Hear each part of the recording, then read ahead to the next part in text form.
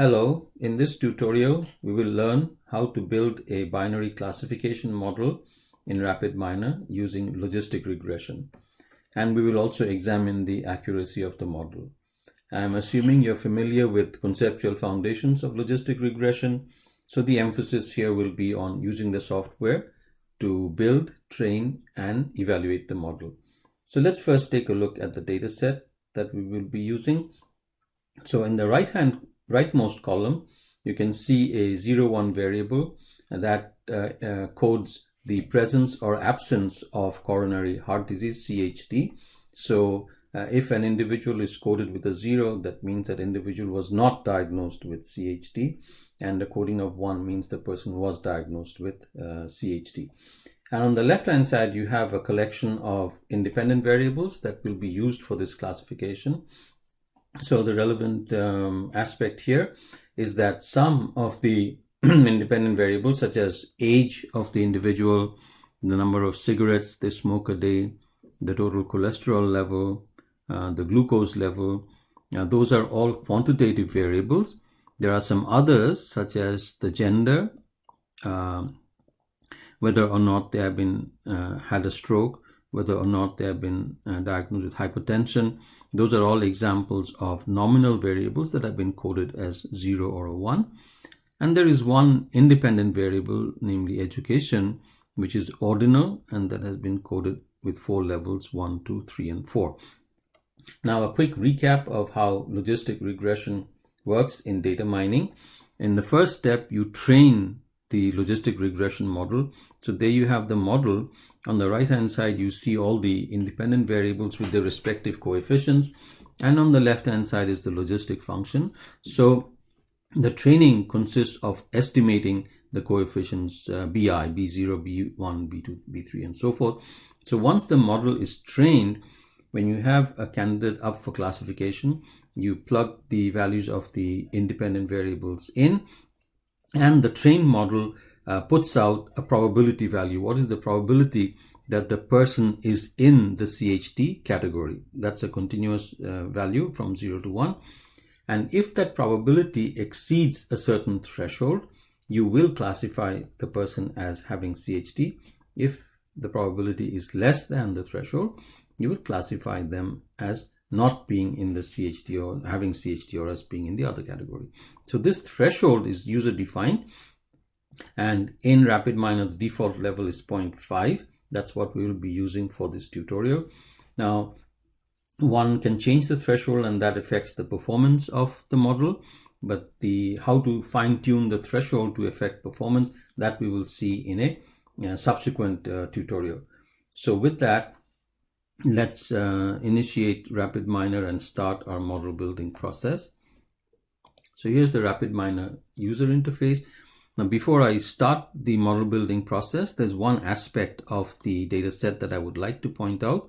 So let me double click on the data set, and then when I highlight statistics, if I scroll down to the dependent variable, which is 10-year CHD. So if you look at the histogram, the histogram of the bar chart, you can see that this data set is lopsided. So we have about, let's see, 3,700 observations, and the vast majority of them, that's about 3,100, do not have CHD, as you would expect in a real data set. In absolute terms, we have a large number of CHD cases, 557 to be exact, but proportionally, they're a small proportion of the data set. So this data set is lopsided, is unbalanced, and that affects the performance of the algorithm, of the model. And we will discuss that later on when we talk about model performance in a subsequent tutorial. But I just wanted to point out that this data set is unbalanced. So with that, let's start the design process. And by now you know that this designing this model or building this logistic regression model, like other regression model, basically has 3 parts to it. In the first part, you set up the data, which consists of retrieving the data, converting any nominal variables to numeric, and then splitting it into a training and validation data set. The second piece is feeding the training data set into the model to train it. and then using the trained model, apply it and make some predictions. And in the third phase, actually compare the predicted values against the actual value. So the predicted classification in this case against the actual classification, and examine the performance. So those are the broad steps in design. So let's start the design process itself. So I drag and drop the data set into the process panel, and that activates the retrieve operator. In the first step in data preparation, I would need to tell RapidMiner that the CHT variable is the dependent variable. So I do that using set role. So I drag the set role operator here into the process panel, and I connect it to the prior, just chain it here. And then from set role, I move over to the parameter panel, click on this 10-year CHT, that's my dependent variable, and I tell RapidMiner that it's a label. That's RapidMiner's language to tell it that CHT is the dependent variable. And now in the next couple of steps, I will convert nominal variables to numeric using dummy variable coding. So I do that through nominal to numeric, that's the numeric or numerical, that's the operator. So nominal to numerical, I drag and drop that particular operator into the process panel, and I daisy chain it with its preceding operation. And now to convert nominal to numerical, I actually have to tell RapidMiner which of the nominal variables to convert. So I move over to the parameter panel, click on subset, and then select attributes. RapidMiner knows that these are all the nominal variables in the data set. And from there, I click on BP meds, and then shift click on prevalent stroke. So I have identified all the nominal independent variables. Notice that I didn't include the dependent variable in this list. So these are the nominal variables among the independent variables. So I plop that over on the right hand side. I have selected these attributes to be converted. So I say apply, and you can see on the parameter panel that RapidMiner is going to code them using dummy variable coding. These are 0-1 variables. If you're not sure how they work, you can view one of my earlier tutorials on data preparation, which discusses how to convert nominal variables to numeric using dummy variable coding. Now, once you have used dummy variable coding, you also know that one of the dummy variables has to be removed for each nominal variable in order to eliminate the multicollinearity problem. So that's the next step. I'm going to use the select attribute operator. Here, select attributes, I plop that in, drag and drop, and I daisy chain it with its preceding operator. And now I highlight select attributes, move over to the parameter panel, again check subset, and I click on select attributes, and I'm about to tell RapidMiner which of the dummy variables to drop. Okay, so on the left hand side you can see a list of all the independent variables, and you can already see the dummy variable coding. For example, the nominal variable BP meds has been coded as 2 dummy variables because it has only 2 values.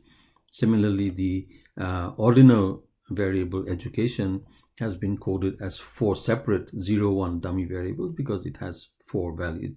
It can take on 4 values. Now, for each of these nominal variables, I'm going to pick one of the dummies and drop them. So for BP meds, I'm going to choose blood pressure medication is equal to 1 and drop that. For current smoker, I'm going to choose smoker equals 1 and drop that. For diabetes equals 1 and drop that. Now for education level, I'm going to pick education equals 1 and drop it. Now again, if you view my prior tutorial on data preparation, you will see that when you're dropping these dummy variables, you would like to drop the one that occurs least frequently in the data set. That's the guideline that I've been using to identify which dummy variables to drop. So education equals 1. And then for male, we'll pick male equals 1 because I have seen in the statistics, summary statistics, that there are fewer males than females in the data set.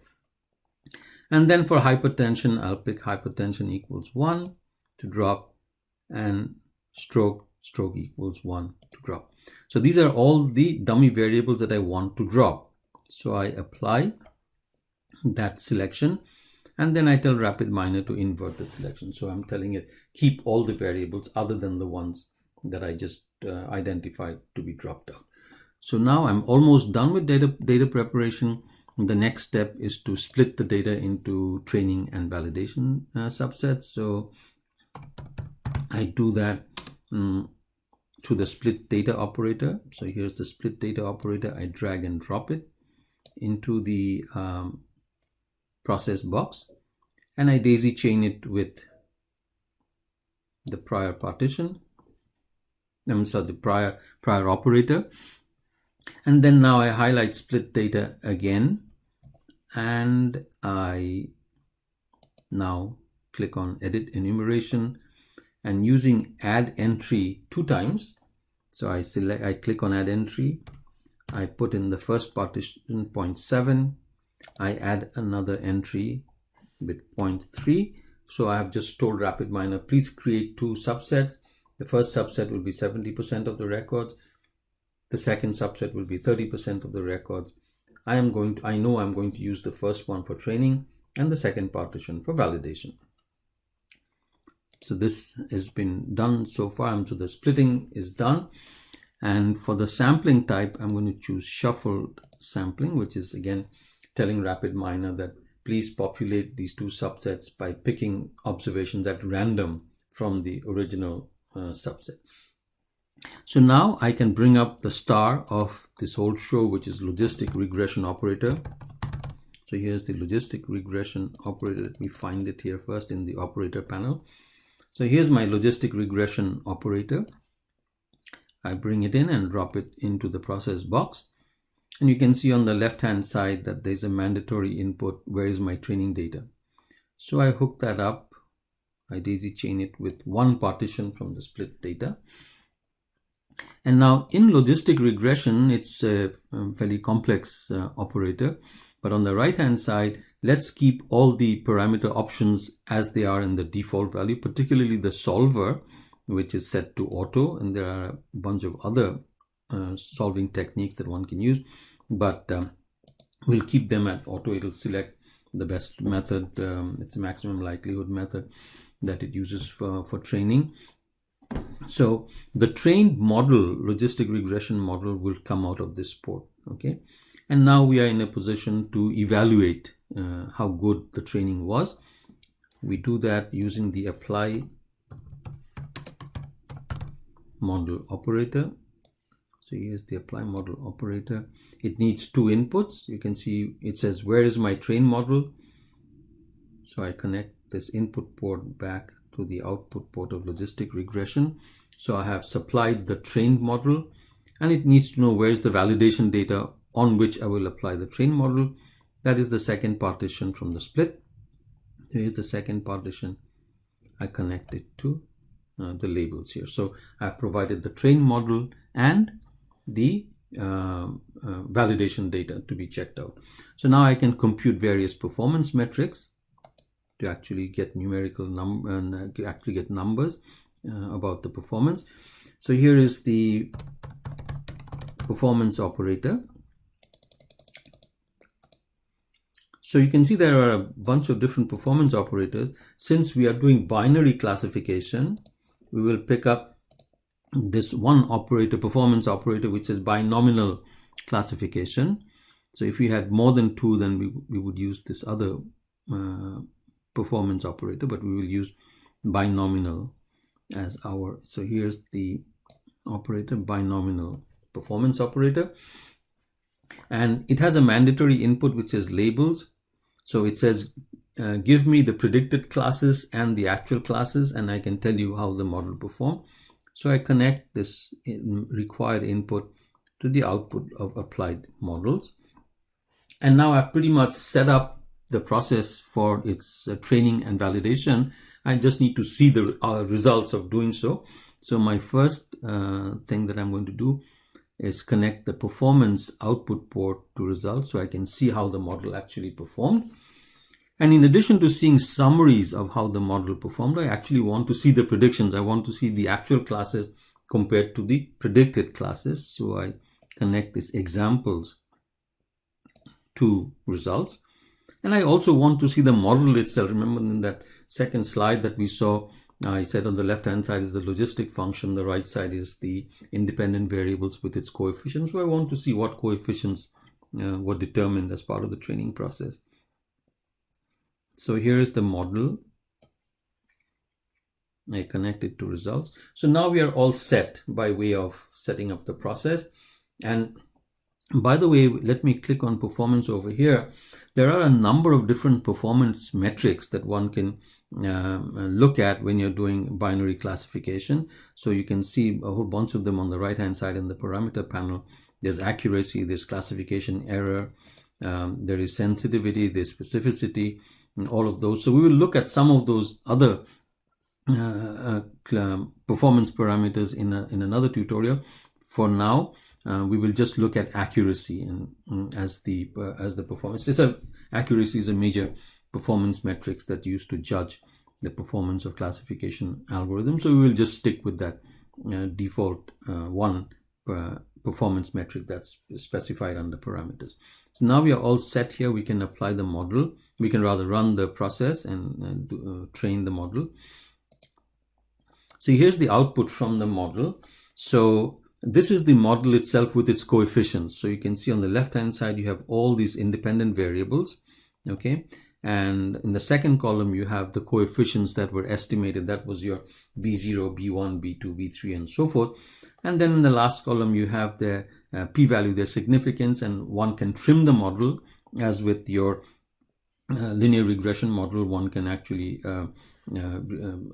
optimize the model in that sense, maybe perhaps do with fewer independent variables, but we won't get into that at the moment. So this is the model that's actually been resulted from the training process.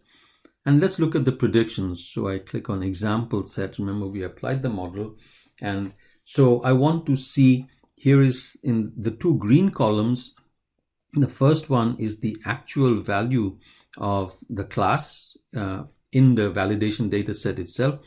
For example, this first individual was actually in the non-CHT category. That's why it's a 0. The model also predicted a 0. So the predicted value of the class and the actual value of the class were correct. So how did that happen? So the model actually computes the probability that this individual is in the CHT class or not in the CHT class. So if you look at this confidence 1, so it computed a probability of 0.044 that this person will be in the CHT category. Since this probability, this 0.044, was less than the default threshold of 0.5, the model predicted that this first individual is not CHT. Okay, so the likelihood of being in the CHT category is 0.044. That's less than 0.5. So the prediction was this person is in the non-CHT category, which happened to be a correct prediction. Okay, but now let's look at this individual, the 10th individual.